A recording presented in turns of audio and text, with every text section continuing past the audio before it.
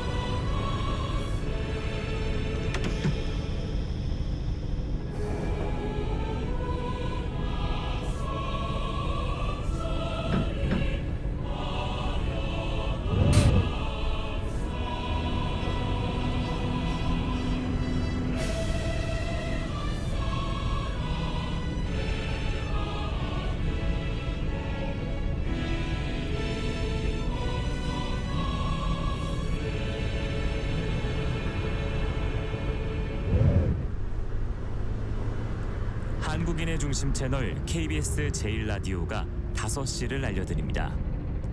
AM 711kHz, FM 97.3MHz, KBS 제1라디오입니다. HLKA.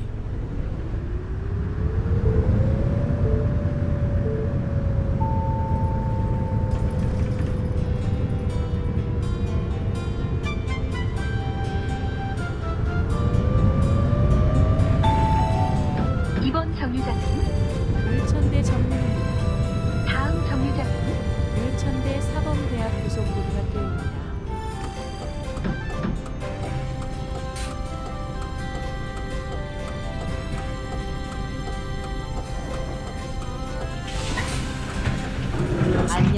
안녕하세요. 안녕하세요. 퇴행성 관절염으로도 불리는 골관절염은 노인성 질환으로 특히 무릎 관절염으로 고생하는 분들은 앉고 서는 일은 물론 걷는 일에도 불편을 더하는데요. 무릎 관절 주변으로 열감이 생기기도 하고요. 부종으로 통증이 심해지기도 합니다. 무릎 관절과 주변의 인대나 근육들에 생기는 변화가 통증으로 이어지는 걸까요?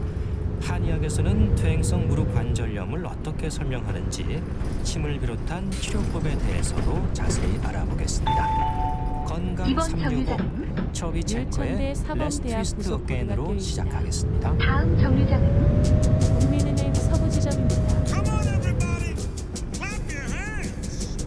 Oh, you're looking good. I'm going to sing my song. It won't take long. We're going to do the twist, and it goes like this. Come on, let's twist again, like we did last summer. Yeah, let's twist again, like we did last year.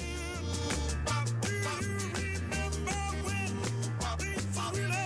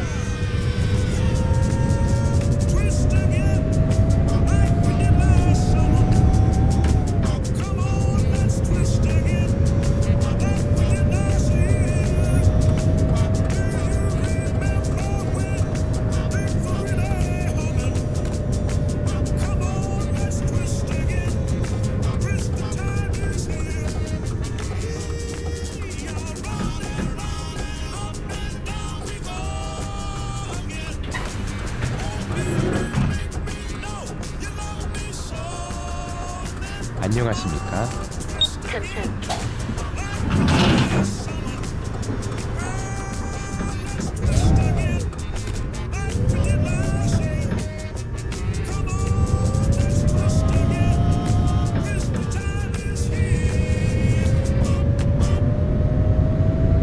KBS 라디오 건강 365 함께하고 계십니다. 우리 몸의 수많은 관절들 중에서 특히 무릎 관절은 굽혔다 폈다 하는 일을 반복할 뿐 아니라 체중을 감당하는 역할을 합니다. 나이 들면서 퇴행성 무릎 관절염의 위험이 높은 것도 평생 사용하면서 나타나는 통증이라고 안녕하세요. 있을 텐데요. 퇴행성 무릎 관절염으로 안녕하세요. 안녕하십니까? 관련 더 많습니다. 안녕하세요. 한의학으로 풀어보는 퇴행성 무릎 관절염, 경희대 한방병원 치과의과 김용석 교수에게 말씀 들어보겠습니다. 교수님 안녕하십니까? 네, 안녕하세요. 네, 교수님 오늘 먼저 이 질문부터 드려보겠습니다. 네, 네. 우리 몸에 관절이 몇 개나 됩니까?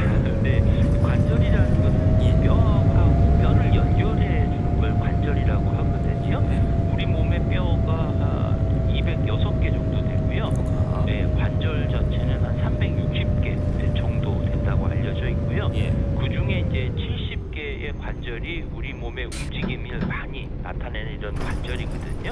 앞에서 말씀드렸지만 관절은 뼈와 뼈 사이를 연결하는 부위니까 우리 몸이 이제 움직이게 하는 중요한 역할을 하고요.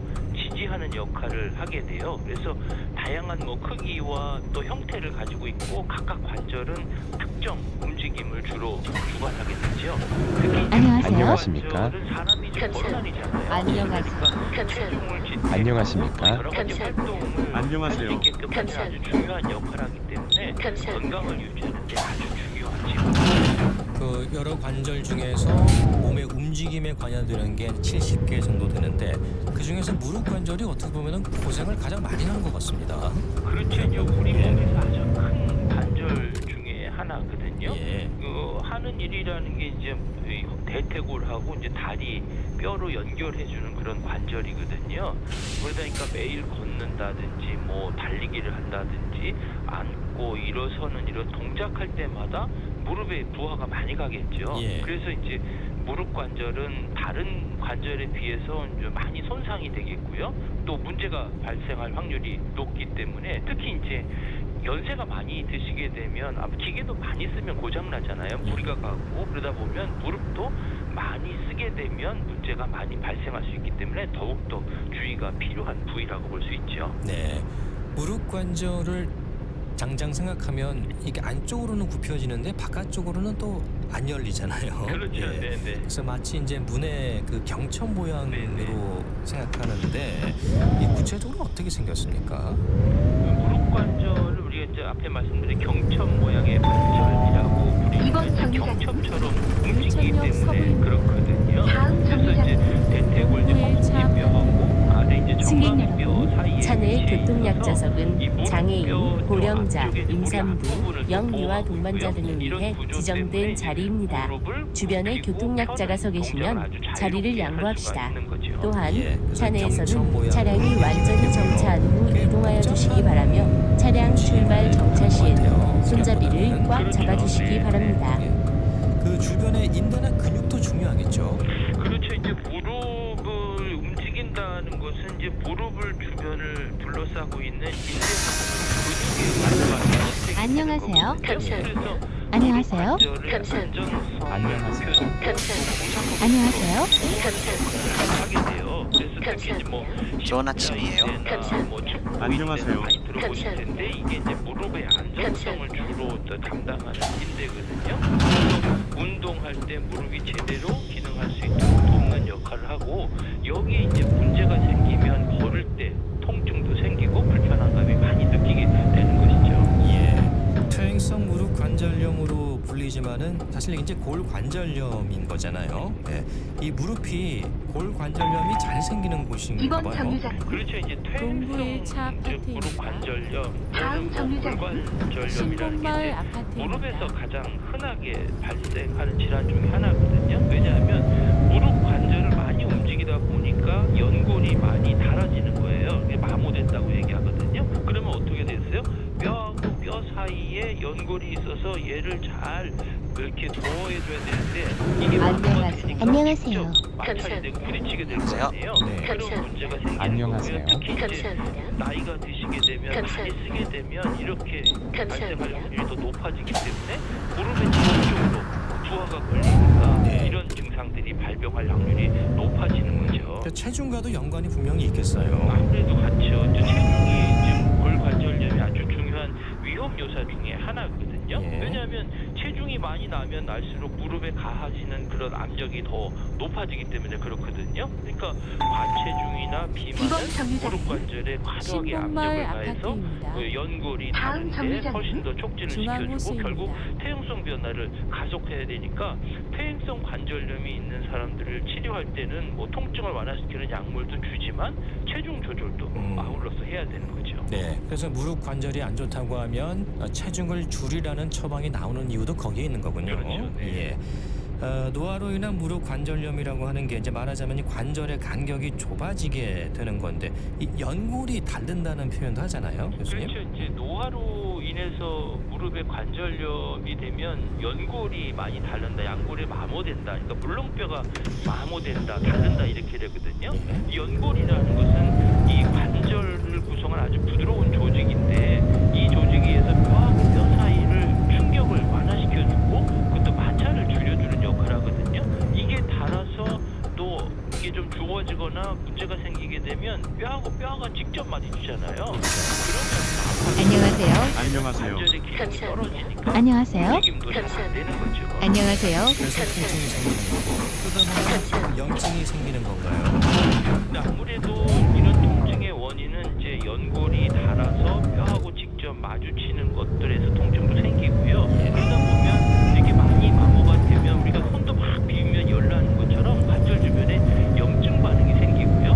그 다음에는 이제 관절이 변형이 이번 생기게 정류장은 돼요. 그래서 중앙호수. 관절염이 진행하면 다음 따라서 이 정류장은 주변에 있는 산등입니다. 그 연부 조직에 염증이 발생하고 통증도 생기고 그러다 보면 이제 붓는 현상도 생기고요. 예. 심해지면 관절의 변형까지 나타날 수가 있는 거죠. 네, 그러니까 통증도 생기고 관절이 뻣뻣해지기도 하고 말씀해 주신 것처럼 저 퉁퉁 붓기도 하는데 이게 관절뼈가 안녕하세요. 변형되면서 생길 수 있는 안녕하세요.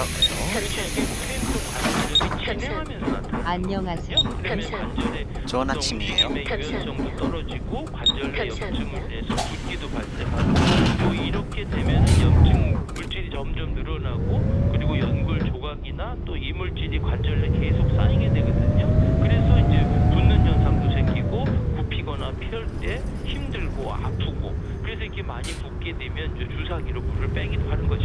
예, 그 무릎에서 소리가 이번 나기도 정류장. 하잖아요. 산등입니다. 그렇죠. 무릎에서 다음 소리 나죠. 정류장. 이제 무릎을 하원 굽혔다 마을. 펼때 이제 우르르 소리 나는 경우 있잖아요. 예. 그런 경우는 이제 연골이 많이 닳았거나 아니면 관절 내에 어떤 이물질이 있거나 그다음에 이제 공기방울이 이동하는 현상으로 볼 수가 있어요. 근데 정상적인 무릎에서도 이런 증상들은 나타날 수 있지만 관절이 손상되었을 때는 아울러서 소리 외에도 통증이 나타나거든요. 그렇게 되면 관절에 조금 문제가 있다 이렇게 볼 수 있는 거죠. 네, 통증을 느끼는 분들이 어떤 동작을 할 때 좀 심해질까요? 예를 들어 계단을 오를 때 그런 건지 앉았다 일어설 때 통증이 심한 건지요? 대개 이제 통증이 이제 앉았다 일어설 때나 뭐 계단을 오르내릴 때 무릎에 이제 부담이 많이 가잖아요. 그러면 이제 이런 증상들이 생기는데 특히 이제 계단을 올라갈 때보다는 내려갈 때 더 불편한 감을 느끼거든요. 내려갈 왜냐하면 때. 하중이 내려가니까 그렇죠. 체중이 내려가니까 그래서 우리가 안녕하세요. 안녕하십니까? 감사합니다. 올라갈 때는 감사합니다. 내려갈 때는 엘리베이터 타고 그렇게 되면 이제 무릎 관절에 큰 압력이 가해지니까 연골이 손상된 것이나 관절 구조 자체에 또 다른 이런 부하가 걸리기 때문에 이런 증상이 버거워지는 거죠. 네, 당장 계단 올라갈 때는 근육을 쓰는 느낌이고 내려갈 때는 근육보다는 이 뼈 쪽에 힘이 많이 실리는 것 네, 같아요. 무릎에 많이 증상 실리는 같아요. 거죠. 네. 예. 퇴행성 무릎 관절염 증상에도 이 초기부터 뭐 심한 정도까지 단계가 있습니까? 그렇죠. 이제 초기에는 대부분 이제 좀 안녕하세요. 감사합니다. 안녕하세요. 일상생활에는 큰 문제가 안녕하세요. 감사합니다. 안녕하세요. 감사합니다. 전화만 감사합니다. 연골이 손상이 시작되지만 관절 사이에 있는 공간 자체는 정상 범위에 있는 경우 있고요. 그다음에 이제 진행이 되게 되면 운동하고 나서 통증이 생기거나 이런 뻣뻣한 증상들이 나타나고요. 관절을 구부리나 필 때 약간 제한감을 느낄 수가 있게 되고요. 그래서 연골이 다른 게 이쪽으로 되면 좀 더 진행이 되다 보니까 엑스레이를 찍어드려도 센트레빌 관절 1차 간의 어떤 6차 공간에 아파트입니다. 좀 좁아지는 현상을 볼 수가 있고요. 그다음에 교통보건 조금 더 센트레빌 중등도 1차 이상으로 아파트입니다. 진행하게 되면 어떤 활동뿐만 아니라 활동 중에도 통증을 느낄 수가 있어요. 그러다 보면 일상생활에서 불편감이 더 많이 생기겠고 뭐 계단을 오르내리거나 뭐 장시간 앉아 있기가 어려워지는 이런 현상이 생기고요. 그 후에는 연골이 더 닳고 관절 공간이 더 좁아지면 더 심한 통증을 느끼게 되고 무릎 운동을 아예 못하게 되는 이런 형태까지 생길 수 있고 심해지면 이제 관절의 변형까지 나타날 수가 있는 거죠. 예, 그 초기에는 좀 견딜만 하다가 점점 더 증상이 심해지고 나중에는 뭐 걷지를 못하는 경우도 생길 수 있겠어요. 아무래도 이제 통증이 초기에는 뭐 이렇게 심하진 않지만 예. 병이 진행함에 따라서 점점 좀 심하게 나타나거든요. 초기엔 통증하고 불편한 감이 주로 있지만 점점 진행하면 통증도 막 심해서 참을 수도 없고 그리고 걷기도 힘들어지고 관절 자체도 움직이지 못하고 변형도 생기고 이렇게 되는 거는 관절 내에 어떤 그 연골이 지속적으로 닳아 없어지고 염증 반응이 계속 늘어나기 때문에 이런 증상이 생기는 거죠.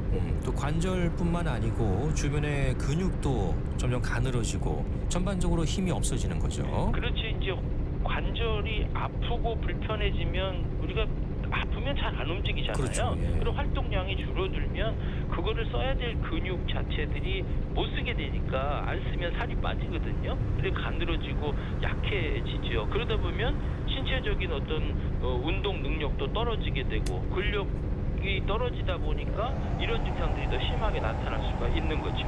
예. 교수님, 그 퇴행성 무릎 관절염이 남성들보다는 여성에게 좀 더 많습니까?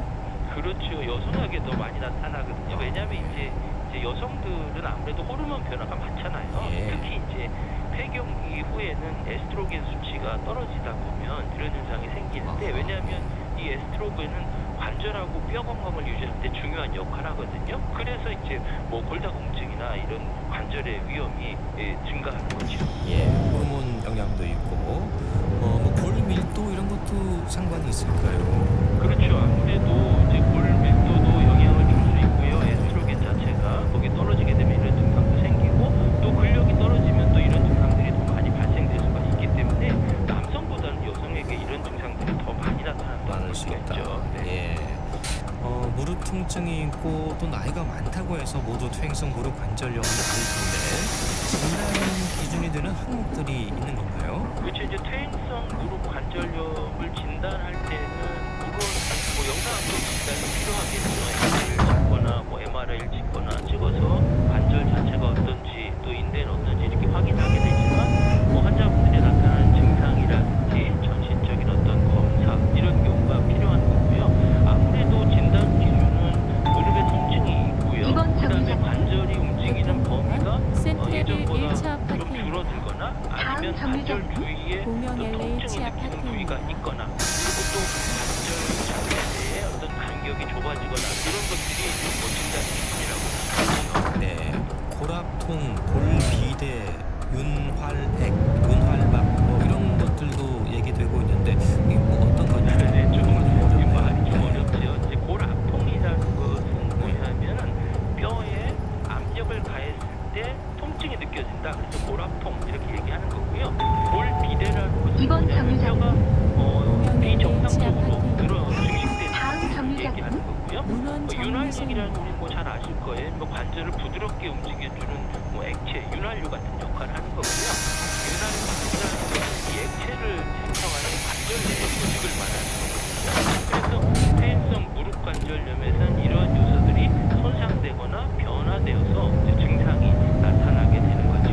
예. 자, 한의학에서는 그럼 이런 병변을 설명하는 기준이 좀 차이가 있습니까? 어떤가요? 네, 한의학에서는 이런 증상들이 나타날 때 이제 문헌 사실 정리소입니다. 무릎 통증이라고 해서 그냥 단순하게 통증이 자이 아파트 아니고요. 예. 이게 무릎을 굽히거나 피지를 못하는 사람도 있고요. 뭐 가만히 있어도 꾹꾹 쑤시고 아픈 그런 사람도 있고, 뭐 시리면서 아픈 분도 있고, 화끈거리면서 아픈 분도 있고, 굶으면서 아픈 분도 있고, 뭐 살이 빠지면서 아픈 분도 있고, 다양하거든요. 그래서 이 다양한 것에 따라서 한의학에서 표현하는 방법이 여러 가지가 있는데요.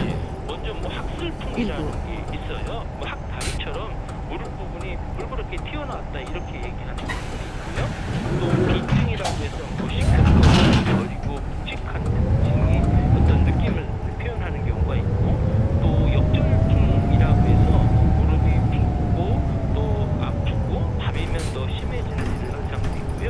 또 뭐 각기 증상이라고 해서 시간이 지날수록 이제 무릎을 움직이기 힘들고 붓고 아파요 이렇게 표현하는 경우가 있지요. 예, 그 한의학에서는 이 증상에 따라서 표현하는 방법이 좀 다르군요. 그렇죠. 아무래도 나타나는 증상에 따라서 이제 통증이라 해도 그 양상이 다른데 그 양상이 다른 것이 원인이 조금 다르다고 볼 수가 있는 거거든요. 여기저기 아픈 사람, 붓고 아픈 사람, 시리고 아픈 사람, 또 열나면서 아픈 사람 다양하게 나타납니다. 안녕하세요. 많은 분들이 이제 침 치료 안녕하세요. 안녕하세요. 안녕하세요. 아무래도 침 치료는 기혈순환을 촉진시켜준다는 한의학의 원리거든요. 불량증통이라고 해서 어디가 막히거나 원활하게 공급이 안 되면 소통이 시켜주는 효과가 없기 때문에 이런 부분이 있을 때 관절염이 더 발생한다 이렇게 볼 수 있거든요. 그래서 그런 부분을 침 치료를 통해서 기혈순환을 촉진시켜주는 거예요. 그런데 이제 현대의학적으로는 잘 알려진 게 뭐 엔돌핀 관련돼 있는 기전이거든요. 엔돌핀이라는 것은 이게 내인성 안전장 물질이라 이게 우리 몸에서 자연적으로 분비될 때는 어떻게 보면 천연 진통제 역할을 한다는 거거든요. 이게 침 치료를 하게 되면 이렇게 엔돌핀이 분비돼서 통증이 나타나는 걸 찾아내서 통증을 억제시켜주는 이런 효과가 나타난다 이렇게 설명하고 있고요. 또 이제 침 치료가 염증성 사이토카인이라는 생성을 억제하고 또 항염증 물질들을 방출시켜주는 어떤 그런 역할을 하기 때문에 염증이 뭐 심한 경우에는 염증을 더 일으킬 수 있지만 가벼운 염증에는 침술 치료가 염증을 억제하면서 통증을 제어하는 그런 치료 효과를 거둘 수 있는 거죠. 네, 그 혈자리를 찾아서 통증을 줄여주는 효과가 있는 거네요. 네, 침 치료는 뭐 혈자리를 우리가 정확히 찾아야 되겠지요. 예. 그래서 그 통증을 줄여줘서 기혈순환을 원활하게 해주는 효과가 있기 때문에 통증뿐만 아니라 염증을 줄여주는데 중요한 역할을 하는 것이 바로 침 치료라고 볼 수가 있는 거죠. 네, 그 일반적인 침과 또 약침이 있잖아요. 네. 예, 뭐 봉독침이라는 것도 있고요. 뭐 여러 가지 좀 차이가 있나요? 그렇죠. 일반적으로 우리가 이제 침 치료를 하는 건 잘 아시겠지만 약침은 조금 생소할 수도 있는데요. 약침이라는 것은 침 치료에다가 약물의 어떤 화학적인 작용들을 같이 융합시켜주는 이런 치료 방법인데요. 네. 한약재의 그 액기스를 추출해서 이제 정제. 안녕하십니까? 전 아침이에요.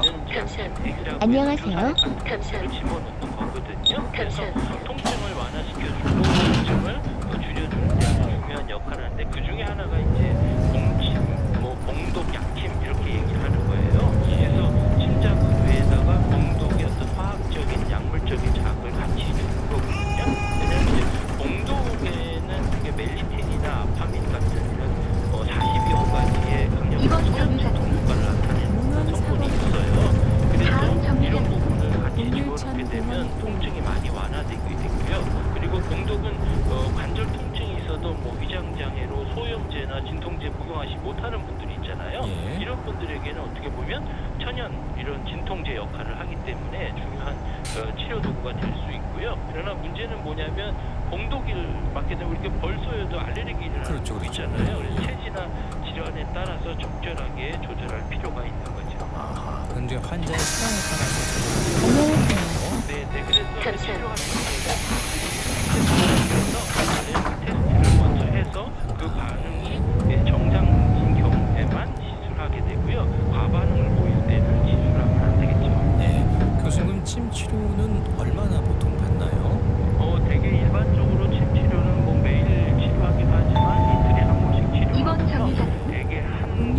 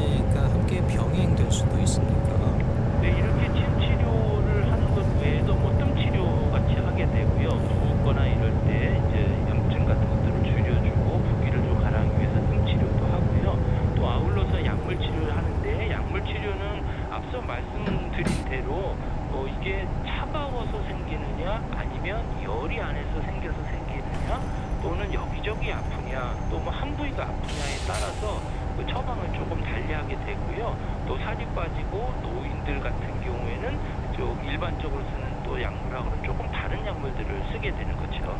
예.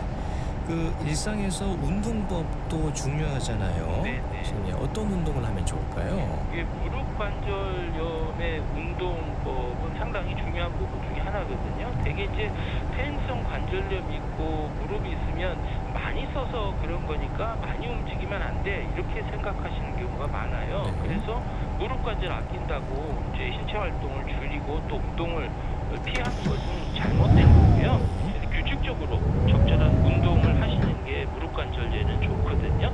이제 근력이 약해지면 관절 통증이 더 심해지고 또 신체 기능도 떨어지기 때문에 무릎 관절염이 더 빠르게 진행할 수 있거든요. 그래서 규칙적인 운동을 해주셔서 안녕하세요. 안녕하세요.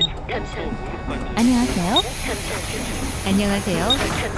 강화시켜줄 필요가 있고 감사합니다. 아울러서 이제 운동을 하게 되면 심폐기능이 좋아지잖아요. 예. 그러면 피로감도 좋아지고 전신의 어떤 활력과 체력이 증가될 수 있는데요. 이제 근력 강화 운동과 함께 우리가 해줘야 될 게 뭐냐면 스트레칭을 꾸준하게 해줘야 돼요. 왜냐하면 신체 유연성이 늘어나고 또 관절이 굳는 것을 방지해줘서 관절 운동 범위를 유지할 수 있기 때문에 그런 거거든요. 그래서 이런 운동도 사실은 뭐 여러 가지가 있는데 연령이라든지 또는 뭐 성별이라든지 본인의 근력이라든지 전신 울천 상태라든지 아이파크 무릎 2차입니다. 관절염의 어떤 정도 이런 것들을 종합적으로 판단해서 관절에 무리가 가지 않도록 적당하게 운동 방법하고 강도를 조정해야 되고요. 그 다음에 낮은 강도에서 높은 강도로 조금씩 높여갈 필요가 있는 것 같습니다. 규칙적으로 꾸준히 운동을 하는 게 가장 좋겠습니다. 예, 특히 이제 무릎 관절과 관련해서는 너무 무리해서도 안 되고 또 피해야 할 부분도 분명히 있을 것 같아요. 가볍게 걷기는 괜찮을 것 같아요. 계단 오르기도 괜찮죠, 교수님? 그렇죠. 네. 뭐 계단 오르기도 좋지만 운동이 좋은 것 중에는 뭐 저강도의 유산소 운동이라고 해서 뭐 수영도 괜찮고요. 수영, 예. 물속에서 하는 거, 그다음에 뭐 자전거 타기, 또 이제 근력 운동 이게 아주 중요한 울천 부분이 아이파크 하거든요. 2차입니다. 운동이 좋다고 해서 과도하게 울천자이 되면 1차입니다. 오히려 더 불편할 수가 승객 있거든요. 여러분, 이 차량은 운행 상황에 따라 사고 위험이 발생할 수 있으니 차량이 완전히 정차한 후 이동하여 주시기 바라며 이동 시에는 손잡이를 꼭 잡아주시고 핸드폰 사용을 자제하여 주시기 바랍니다. 감사합니다. 피로감이 또 지속된다. 그리고 운동을 했는데 관절 움직이는 범위가 오히려 줄어들고 뭐가 굳는다. 그리고 운동한 후에 뭐 1시간 이상 통증이 계속 있다. 이러면은 운동을 조금 중단하실 필요는 있는 거죠. 예, 이제 꾸준한 운동 중요하고요. 그리고 이 퇴행성 무릎 관절염, 이 퇴행성이다 보니까 그 늦추는 게 시간을 늦추는 것도 중요할 것 같아요. 그 일상생활에서 지켜야 할 부분들도 많이 있겠죠. 뭐 쪼그려 앉는다거나. 그렇죠. 이제 일상생활에서 이제 무릎 관절에 좀 불필요한 부담을 주는 그런 활동이나 자세를 피하는 게 중요한데요. 예, 뭐 예를 들면 이런 거예요. 바닥 생활하는 거잖아요. 그렇죠. 그리고 쪼그리고 앉는 자세. 이게 무릎에는 상당히 부담을 주거든요. 오히려 관절염을 악화시킬 수 있기 때문에 이런 경우는 가능한 이런 쪼그려 앉는 자세, 이런 거, 또 바닥 생활 이런 것들 피하시는 게 좋겠습니다. 왜냐하면 또 이런 게 어떻게 익숙하다 보니까 편안할 수도 있지만 장기적으로 보면 관절 건강에는 아주 안 좋을 수가 있으니까 특별히 주의하셔야 됩니다. 네, 앉게 되면 가급적 의자에 앉으시는 게 좋겠죠. 네, 예, 뒤에 또 뭔가 좀 받치고 앉는 것이 좋고. 네. 그 시골에서 이제 농사를 또 나이 들어서 지으시는 분들이 안녕하세요. 그 뒤에 이렇게 엉덩이 부분에 감사합니다. 안녕하세요. 이용해서 앉는 분들이 꽤 안녕하세요. 계시는데 감사합니다. 안녕하세요. 그렇죠. 이제 쪼그려서 앉는 자세는 무릎 관절에 압력을 많이 주거든요. 예. 그래서 무릎 관절 이민들 같은 경우는 관절 내가 많이 닳고 통증을 더 높여줄 수가 있어요. 그래서 이런 자세는 무릎 관절하고 또 주변에 있는 조직에 과대한 부담을 주기 때문에 상태를 좀 악화시킬 수 있거든요. 일천자이 일상생활할 일차입니다. 때뭐 다음 손빨래나 이스턴 물건을 플라자입니다. 살때 쪼그리고 앉는 거, 그다음에 오랫동안 서 있는 거, 양반 다리로 앉는 자세 이런 것들은 피하실 필요가 있고요. 쪼그리고 앉아서 생활하는 감사합니다. 분들은 서 있을 때보다 8배의 체중이 무릎에 놓이거든요. 그 체중이 5kg면 걸을 때는 무릎에 가야 됩니다. 20kg 정도로, 또 계단 오를 때는 35kg, 4배 내지 7배 증가돼서 더욱더 부담을 주기 때문에 그렇거든요. 그래서 무릎 관절염을 예방하고 치료할 때는 관절에 부담이 되지 않도록 이번 정류장 편하게 해주는 것이 이스턴 필요하죠. 플라자입니다. 앞서 잠깐 말씀해 다음 주셨는데 정류장은 무릎 관절염으로 수정동 고생하지 않도록 하기 위해서 그 스트레칭이 중요하다고 하셨잖아요. 이 무릎 관절 좀 튼튼하게 하기 위한 방법들 몇 가지만 더 소개해 주신다면요. 스트레칭이 아까도 중요하다고 말씀드렸잖아요. 근력 운동도 중요하지만 스트레칭 좀 중요하고요. 또 근육 강화 운동은 관절을 보호하는 것이고 스트레칭은 관절을 유연하게 한다, 이렇게 이해를 하시면 되고요. 예를 들면 대퇴 사근이나 햄스트링을 강화시켜주는 운동, 뭐 이런 것도 들을 수 이번 있는데 정류장은 수정동 쉽게 할 수 있는 방법 시민회관입니다. 중에 다음 하나는 정류장은 누워서 수정 다리 들기 터미널. 운동하는 거 있잖아요. 아, 예. 눈은 천장을 보고 똑바로 누운 상태에서 한쪽 다리를 구부려 세우고 또 한쪽 다리를 펴고 그 상태에서 쭉 뻗은 다리를 천천히 올려주고, 이때 이제 너무 올리지 말고 한 뼘 정도 손높이로 올리고 그 자세를 한 5초 정도 있다가 다시 천천히 내리고 또 다음 번 이렇게 반복해서 한 10회 정도 다리를 분갈아 하시면 좋겠고요. 또 앉은 자세에서 한쪽 다리에 벽에를 놓고 또 한쪽 다리로 누르는 운동이라든지 뭐 양무릎 사이에 벽에 놓고 벽에 조이는 운동 있잖아요. 이렇게 하거나 뭐 옆으로 누워서 한쪽 다리를 들고 버티는 거, 그리고 이렇게 하면 이제 다리 근육이 강화돼서 무릎 관절염에 도움을 줄 수가 있습니다. 일상생활에서도 무릎 관절을 튼튼하게 하기 위한 방법들이 이렇게 있네요. 오늘 말씀 잘 들었습니다. 감사합니다. 감사합니다. 경희대 한방병원 침구과 김용석 교수였습니다. KBS 라디오 건강 365 함께하고 계십니다. 현숙의 정말로 듣고 계속 이어가죠.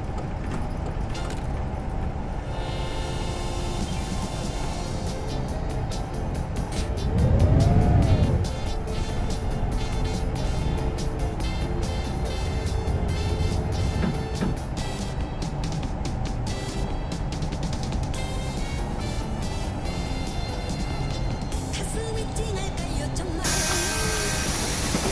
힘들까요 정말로. 나는 아직 사랑이란 모르지만 나는 믿는 것은 그대뿐. 그대 나를 애밌다고 말만 하더니 오늘은 살며시 내 손을 잡았네. 가슴이 찡하네요 정말로. 너네요 정말로. 한 번쯤은 느껴보는 사랑인데 나는 왜 이럴까 정말로. 오늘을 시작합니다.